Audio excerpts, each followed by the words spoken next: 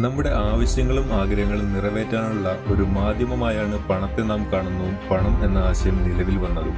മനുഷ്യർ കാട്ടിൽ വേട്ടയാടി ഭക്ഷിച്ച് ജീവിച്ച കാലഘട്ടത്തിൽ നിന്നും പരിണമിച്ച് ഗ്രാമങ്ങളെ തിരിഞ്ഞ് കൃഷി ചെയ്ത് ഭക്ഷണം കണ്ടെത്തുക എന്ന കാഴ്ചപ്പാട് എത്തിയപ്പോൾ മുതലാണ് ഇന്ന് നാം വിശ്വസിക്കുന്ന പണം എന്ന കാഴ്ചപ്പാടിന്റെ ചരിത്രം ആരംഭിക്കുന്നത്.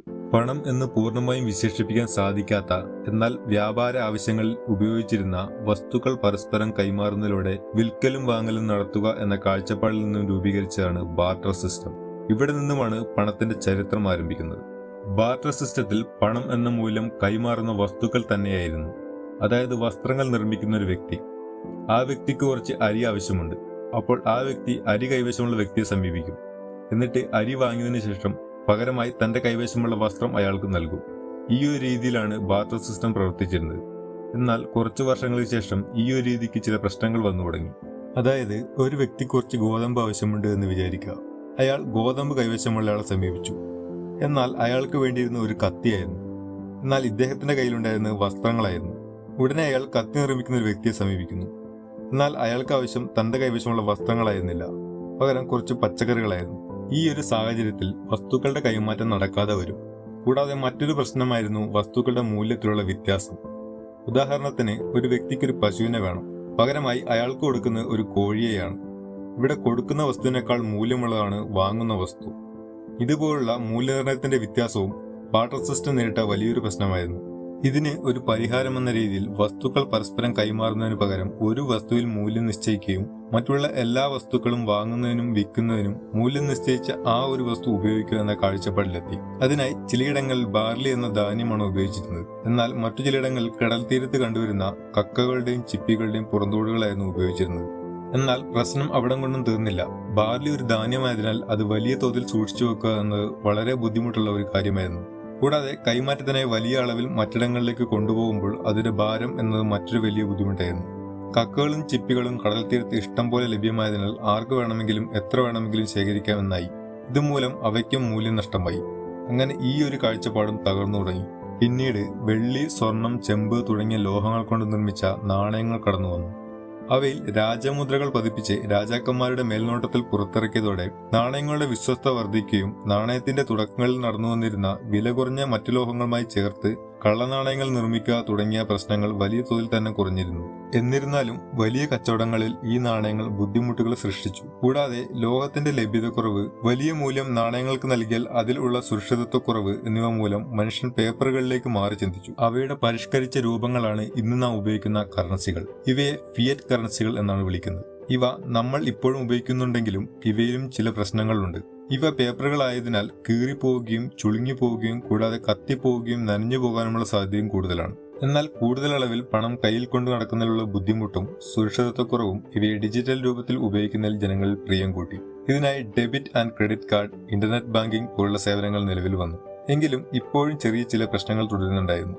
വിവിധ രാജ്യങ്ങളിൽ ഡോളർ, റുപ്പി, യൂറോ തുടങ്ങി അവരവരുടെ സ്വന്തം കറൻസികളാണ് ഉപയോഗിക്കുന്നത്. അവയ്ക്ക് മൂല്യം നൽകുന്നത് അതാത് രാജ്യങ്ങളുടെ ഗവൺമെന്റ് ആണ്. അതുകൊണ്ട് ചുരുക്കം ചില ഫിയറ്റ് കറൻസികൾ ഒഴിച്ചു നിർത്തിയാൽ ഒരു രാജ്യത്തിലെ ഫിയറ്റ് കറൻസിക്ക് ആ രാജ്യത്ത് മാത്രമാണ് മൂല്യം ഉണ്ടാവുകയുള്ളൂ. അതുകൊണ്ട് നാം മറ്റു രാജ്യങ്ങളിലേക്ക് പോകുമ്പോൾ നമ്മുടെ കറൻസി അവരുടെ കറൻസിയിലേക്ക് മാറ്റേണ്ടതുണ്ട്.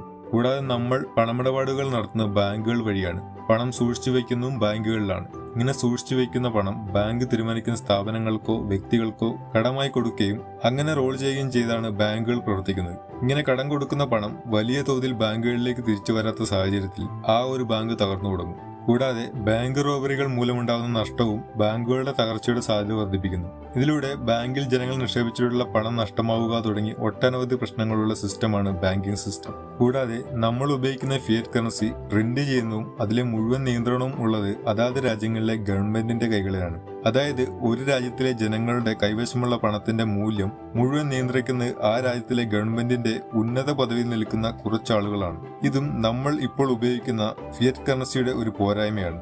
അപ്പോൾ പണത്തിന്റെ ചരിത്രത്തിലേക്ക് ഒന്ന് തിരിഞ്ഞു നോക്കിയാൽ പണം എന്ന കാഴ്ചപ്പാട് മനുഷ്യർ ഉണ്ടാക്കിയപ്പോൾ മുതൽ വിവിധ പോരായ്മകൾ ഉണ്ടായിട്ടുണ്ട്. അവ പരിഹരിക്കുന്നതിനായി വിവിധ മാധ്യമങ്ങൾ നാം മാറി മാറി പരീക്ഷിച്ചിട്ടുമുണ്ട്. അങ്ങനെ ചെയ്തതിലൂടെ പണമിടപാടുകൾ കൂടുതൽ എളുപ്പമാവുകയാണ് ചെയ്തിട്ടുള്ളത്. കൂടാതെ അവയിൽ നേരിടേണ്ടി വന്നിട്ടുള്ള ബുദ്ധിമുട്ടുകൾ ഇങ്ങനെ മാറുന്നതിലൂടെ വലിയ തോതിൽ തന്നെ പരിഹരിക്കാനും സാധിച്ചിട്ടുണ്ട്. അപ്പോൾ നാം ഇന്ന് ഉപയോഗിക്കുന്ന സെൻട്രലൈസ്ഡ് കറൻസിയായ ഫിയറ്റ് കറൻസിയിലും ഒരുപാട് പോരായ്മകളും സുരക്ഷിതത്വക്കുറവുമുണ്ട്. അപ്പോൾ ഇതിൽ നിന്നും മാറി ചിന്തിക്കാൻ സമയമായി എന്ന കാഴ്ചപ്പാടിൽ നിന്നുകൊണ്ട് ഡിഫൈ എന്ന ചുരുക്കപ്പേരിൽ വിളിക്കുന്ന ഡീസെൻട്രലൈസ്ഡ് ഫിനാൻസ് എന്ന ആശയത്തെ മുൻനിർത്തി പണത്തിന്റെ അടുത്ത തലമുറ എന്ന കാഴ്ചപ്പാടിൽ നിർമ്മിച്ച ഡിജിറ്റൽ കറൻസികളാണ് ക്രിപ്റ്റോ കറൻസികൾ.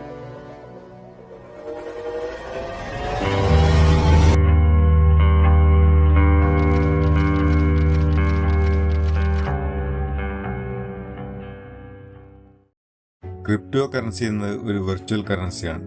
അതായത് ഫിയറ്റ് കറൻസി പോലെ പോക്കറ്റിൽ കൊണ്ട് നടക്കാനോ തൊടാനോ സാധിക്കില്ല. പകരം കമ്പ്യൂട്ടർ, സ്മാർട്ട് ഫോണുകൾ, ഓഫ്ലൈൻ വാലറ്റുകൾ പോലുള്ള ഇലക്ട്രോണിക് ഉപകരണങ്ങളിലൂടെ വിൽക്കാനും വാങ്ങാനും സ്റ്റോർ ചെയ്തു വെക്കാനും സാധിക്കുന്നവയാണ്. അതുകൊണ്ട് തന്നെ ഡിജിറ്റലായി മാത്രം നിലനിൽക്കുന്നവയാണ് crypto കറൻസികൾ.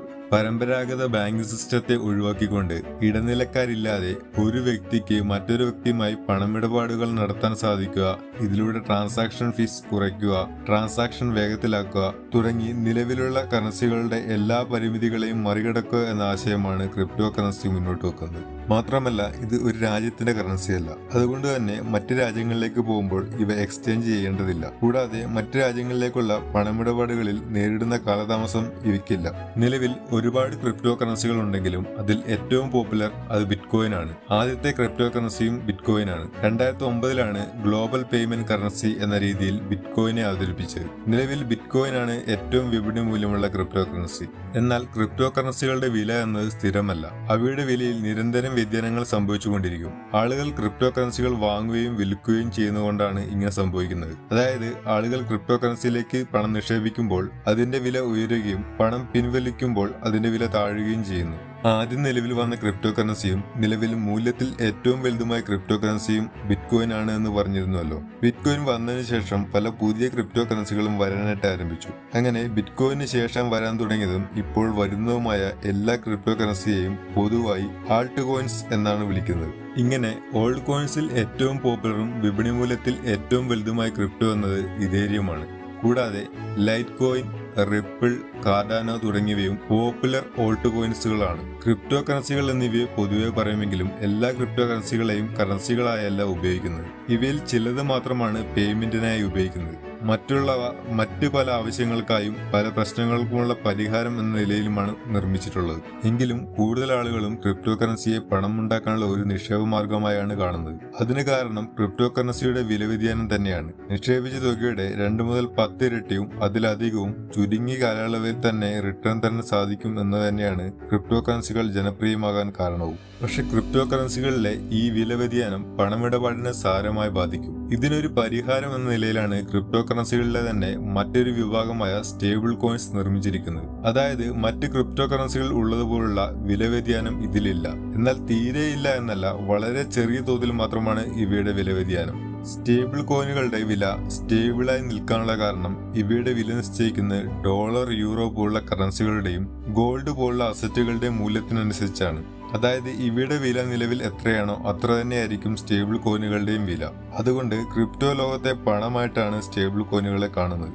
URT, USDT, USDC, BUSD, Pax gold തുടങ്ങിയവ പോപ്പുലർ സ്റ്റേബിൾ കോയിനുകളാണ്. ക്രിപ്റ്റോ കറൻസികൾ വാങ്ങുന്നതും വിൽക്കുന്നതും പ്രധാനമായും ക്രിപ്റ്റോ എക്സ്ചേഞ്ചുകൾ വഴിയാണ്. നിലവിൽ ബൈനാൻസ് ആണ് ഏറ്റവും വലിയ ക്രിപ്റ്റോ എക്സ്ചേഞ്ച്. കൂടാതെ കോയിൻ ബേസ്, വാസറെക്സ് തുടങ്ങിയവയും പോപ്പുലർ ക്രിപ്റ്റോ എക്സ്ചേഞ്ചുകളാണ്. ക്രിപ്റ്റോ കറൻസികളുടെ അടിത്തറ എന്നത് ബ്ലോക്ക് ചെയിൻ നെറ്റ്വർക്കാണ്. ക്രിപ്റ്റോ കറൻസി ഉപയോഗിച്ചുള്ള ഇടപാടുകളുടെ റെക്കോർഡ് സൂക്ഷിക്കുന്ന ഒരു സാങ്കേതിക വിദ്യയാണ് ബ്ലോക്ക് ചെയിൻ. എന്നാൽ ക്രിപ്റ്റോ കറൻസി എന്ന ബ്ലോക്ക് ചെയിൻ വഴി സാധ്യമാകുന്ന അനേകം സേവനങ്ങളിൽ ഒരെണ്ണം മാത്രമാണ്. എന്നാൽ ബ്ലോക്ക് ചെയിൻ ആദ്യമായി ഉപയോഗിച്ച് ബിറ്റ്കോയിന് വേണ്ടിയായിരുന്നു. ബ്ലോക്ക് ചെയിൻ വഴി ഇടപാടുകൾ നടത്തുമ്പോൾ ഉള്ള സുരക്ഷിതത്വമാണ് ഇതിനെ വിപ്ലവകരമായ ഒരു സാങ്കേതിക വിദ്യയായി മാറ്റുന്നത്. അതുകൊണ്ട് തന്നെയാണ് ബ്ലോക്ക് ചെയിനെ അടിസ്ഥാനമാക്കി നിർമ്മിച്ച ക്രിപ്റ്റോ കറൻസി എന്ന ആശയത്തിന് ജനങ്ങളിൽ സ്വീകാര്യത നാൾക്കുനാൾ വർദ്ധിക്കുന്നു. ബ്ലോക്ക് ചെയിൻ വഴി നടക്കുന്ന ഇടപാടുകളിൽ വ്യക്തികളുടെ വിവരങ്ങൾ മൂന്നാമതൊരാൾക്ക് കണ്ടുപിടിക്കുക എന്നത് വളരെ ബുദ്ധിമുട്ടുള്ള കാര്യമാണ് എന്നത് ബ്ലോക്ക് ചെയിന്റെ ഒരു നല്ല വശമാണ്. എന്നാൽ ഇന്റർനെറ്റിൽ തോക്കുകളും മയക്കുമരുന്നുകളും പോലുള്ള ഇല്ലീഗൽ ഇടപാടുകൾ നടത്തുന്ന വ്യക്തികൾക്ക് ക്രിപ്റ്റോ കറൻസി ഉപയോഗിച്ച് നടത്തുന്ന ഇടപാടുകൾ കൂടുതൽ സുരക്ഷിതമാണ്. കൂടാതെ ക്രിപ്റ്റോ കറൻസികളുടെ നിയന്ത്രണം ഗവൺമെന്റിന്റെ കൈകളിൽ അല്ല എന്ന കാരണവും ക്രിപ്റ്റോ കറൻസിയുടെ മറവിൽ പല തട്ടിപ്പുകൾ നടത്തുന്നതിൽ അത്തരം തട്ടിപ്പ് സംഘങ്ങളെ പ്രേരിപ്പിക്കുന്നു എന്നതും ക്രിപ്റ്റോ കറൻസി എന്ന കാഴ്ചപ്പാടിന്റെ ഭാവിക്ക് വലിയ വെല്ലുവിളിയാണ്. എന്നിരുന്നാലും നിലവിലുള്ള ഈ പ്രശ്നങ്ങൾ പരിഹരിക്കാൻ സാധിച്ചാൽ മനുഷ്യർ ഇതുവരെ നിർമ്മിച്ച പണമിടപാട് രീതികളിൽ ഏറ്റവും വിപ്ലവകരമായ ഒരു മുന്നേറ്റമാവാൻ സാധ്യതയുള്ളവയാണ് ക്രിപ്റ്റോ കറൻസികൾ.